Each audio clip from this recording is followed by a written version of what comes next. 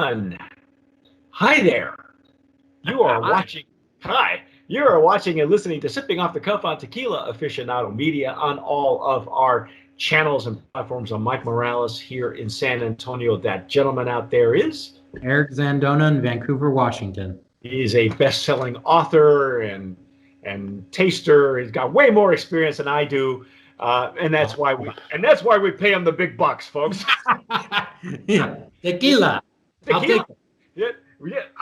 We're doing dissecting and tasting Insolito, and this is such a. I gotta say, I'm really very impressed with the packaging. It's gorgeous. It's really, really nice. Yeah. We've talked about the Blanco. We've talked about the Reposado. Now this is the Anejo. This is coming out of a very small distillery. It's supposedly the highest peak distillery in Jalisco. So when you're at a certain height, everything changes. Your fermentation, your distillation. It's like baking a cake. If you bake it wrong, it's gonna sink to the bottom. Temperatures have to be regulated.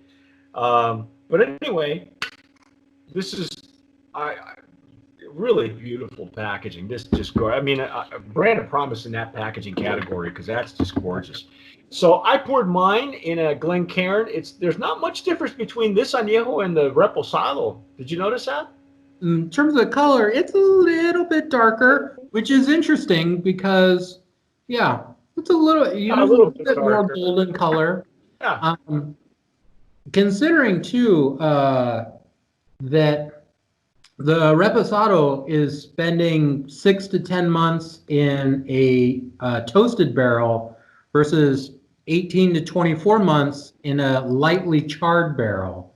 So you would expect, thought you would get a little bit more color than this, but guess not. I guess very light char. But you're getting nice wood notes definitely on the nose. Yeah, it's a more amplified version of the Reposado, I think. Yeah. It's very similar. Yeah. Yeah. Still some fruitiness, but the fruit is more dried. I'd say more dried fruit on the nose. Like dried apple is kind of what I'm getting. And definitely oak. It's a little bit of anise. Yeah, much sweeter on the nose. It's really amplified. It comes right. You stick your nose right in the center of that Glencairn, and it's like it comes right up to greet you. It's a nice aroma, but at the same time, I would say there's way more barrel than there is agave.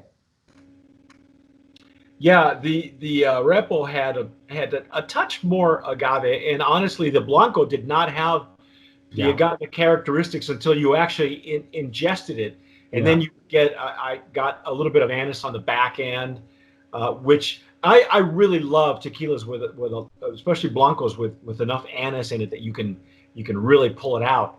Yeah. And that one was very faint at the rear of the palate, so a little bit like orange marmalade. Okay, I'll buy that. Yeah. But let's dive in and see what we got. Yeah.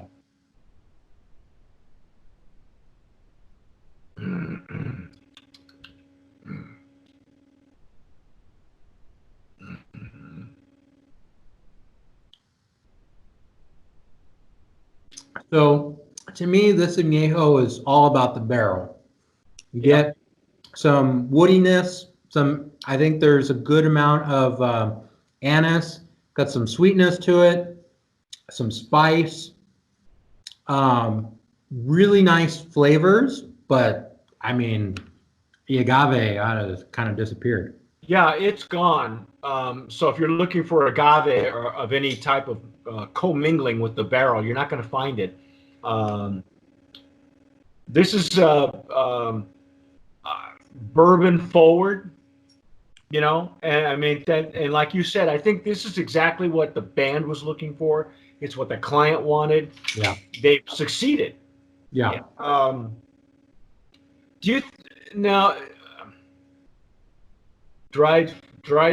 some of the flavor notes say dried fruit and wood for sure. I'm not getting any chocolate. I don't know where they get chocolate from. That's not that's Nah, you wouldn't get any chocolate. It's more of the it's more bourbon and fruit forward than anything. Yeah. Again, respectable. Yeah. The whole line is respectable. It's I'm not I can't say that it's a scintillating. It's not grabbing me by the collar or anything. Yeah. It's just the packaging grabbed me. I love the packaging. Uh, Yeah. what do you think? What do you think of this añejo? You think it's going to stand up to anybody that? I think it's the star of the line, personally. Yeah, I mean the flavors that they've gotten out of the barrel are really nice. It's not like overly woody.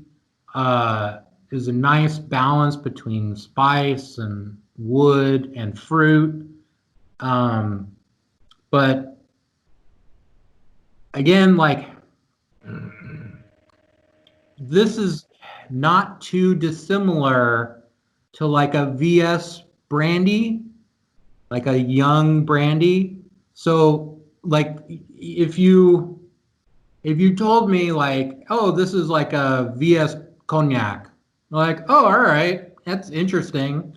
It's a little bit woody, a little bit fruity. Okay. Tell me this is an añejo tequila? I don't know. It's tasty, but you know. Yeah, it's a bit confusing because it's not um like you said. I really do believe that you're correct in your assumption when we went to the Blanco and you said this is what the client wanted. See, I never put that together. I try not to get into somebody else's head, but sometimes you can. Yeah. And that's why I wanted to see what the natural progression is. And now I'm really interested because there's a lot of neat things going on with the distillery. One, it's the highest distillery in Jalisco.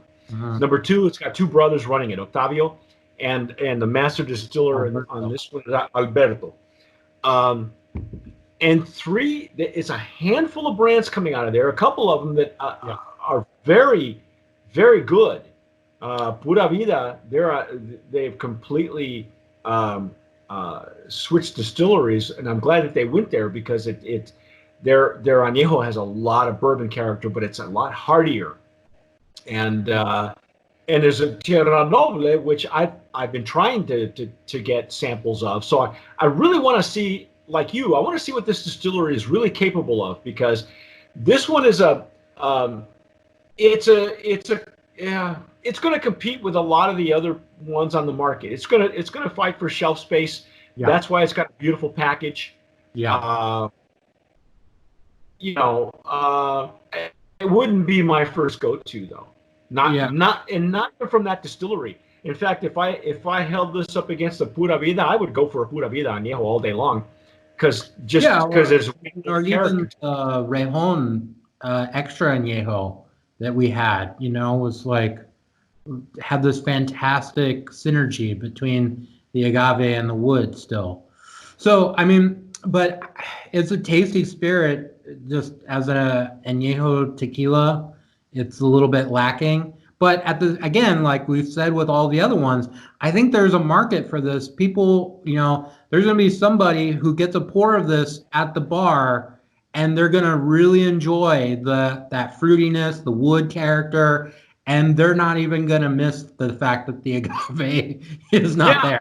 Yeah, this is for their audience. Really, literally, they're a country music band called Midland. The owners, along with SIP, is the importer, and I guess they're a branding company as well.